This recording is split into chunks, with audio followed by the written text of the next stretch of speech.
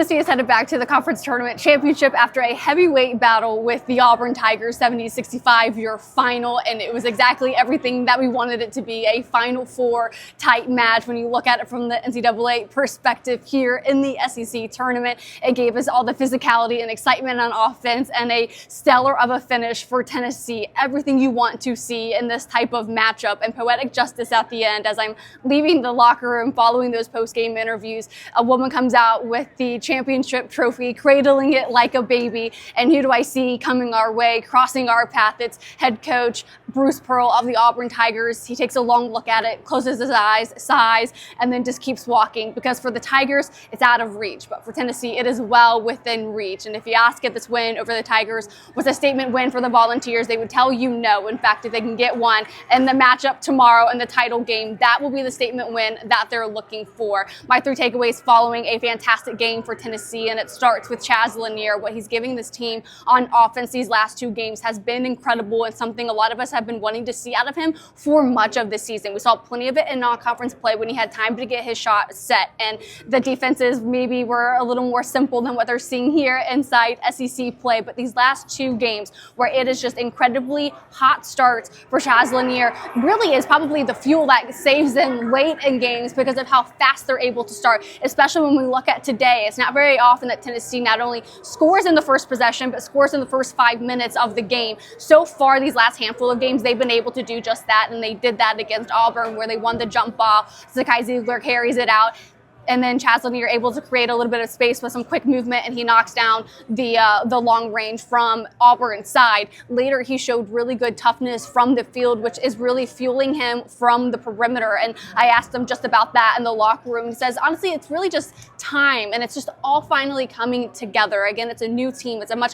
faster league than what he's used to when he was at his last stop. So he talks to Rick Barnes a lot about how he can switch up his game so he can be faster, he can be more aggressive. And he's getting to just that in this game, because just like the first game, a couple of touches from the field fuels him from the three-point line. And here's my favorite play of the game, and it's when Zakai Ziegler dishes him the ball on a pin route, I think is what they would call it, and he sees Janai Broom switches onto him. He takes a couple of steps back, almost looking to Igor Milicic to try and pass it. Instead, Igor kind of waves him off, takes Janai Broom's eyes off of him just enough for him to take another step, get into a shot, and then just as Janai Broom brings his attention back to Chaz, the shot is already far and gone away, and with that hand in his face, he sinks the triple try. And it's that type of toughness that he really brought to this game, not only on offense, but what he did on defense. And talking to Cade Phillips about Chaz after the game, he's just like, I wish he would take even more shots. What he does for us is just so incredible,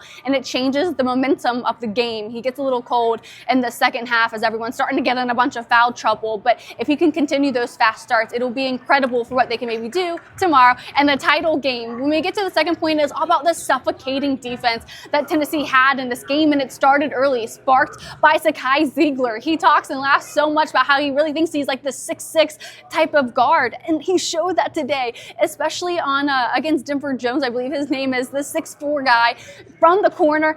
And then Zakai Ziegler blocks that shot, and they're just so impressed with what he was able to do there. A number of times he's deflecting the pass or the ball out of the guy's hand, trying to give them extra possessions. And a couple of times too, not only was that physicality shown on the defensive side, it was really shown on the offensive side for Zakai Ziegler. They were torching Janai Broom and the Auburn Tigers in the paint early in this game. Both of the teams ending with 28 points in the paint, a few better than what Tennessee had in the first match. It matches what Auburn did in that first match though, but their ability to just work their post guys was so impressive early on, and a lot of it came from Zakai Ziegler just exploiting open lanes and just giving this team a lot of life, because this game was so back and forth early in this game. But it's that relentlessness on defense that kept this game out of reach, especially late, even though Tennessee continued to find a way to give up its 10-plus point leads. They always had an answer. Now, a couple of the times it was certain foul calls that certainly I don't think anyone really thought it was against Felix Okpara, but they continued to find a way to respond, and that's the resiliency and laser focus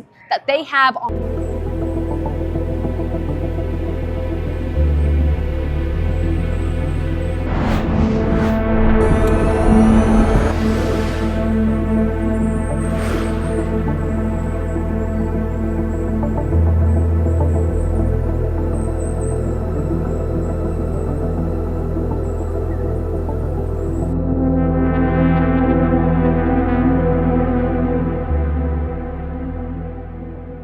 on defense. Kate Phillips tells me that's the kind of game that they want. They want games to be won in the mud, and that's exactly what we saw against the Auburn Tigers here, and that kind of fuels the last point. When we look about what this team can learn about itself and how motivated they are right now, it goes against everything that we hear on the outside, that maybe the conference tournaments don't matter. But you look at Tennessee baseball a year ago, you can't put these guys out there and not expect them, especially when you look at the matchups that they're getting, to not go out there and fight for 40 minutes, or as Jordan Gainey says, 39 minutes and a couple of seconds, just to play elite basketball. That's what they did in this game. And does that prove that they could be a 1 seed, or is it just going to be between Alabama and Florida, as some analysts will say? Kate Phillips says, I'm not going to get into the politics of it, but they certainly have done enough to be that 1 seed. They should maybe want that 1 seed. Of course, your road gets a little bit different when you look at it from a logistics standpoint, but they have done a lot to prove to be one of the 4 best teams in the country, especially in a league like the SEC that's never been better. To be able to go out there and get such dominant wins against really physical teams is incredibly impressive, and it goes into them wanting that statement win tomorrow, which they absolutely could get. And knowing that in this game where that foul trouble was happening, what's really impressive about this team is it doesn't matter who's out there most of the time. They have a guy that's willing to put their body on the line to try and give them some type of life. When Sakai Ziegler was in foul trouble, it's Jordan Gainey finding a couple of shots for an otherwise stale offense. That physicality that they maintained on offense allowed them to get to the free throw line, where they made more free throws than Auburn attempted, only by 1 or 2. But it's their ability to be aggressive on offense gives them a chance at the line, and that's what keeps the win away from Auburn.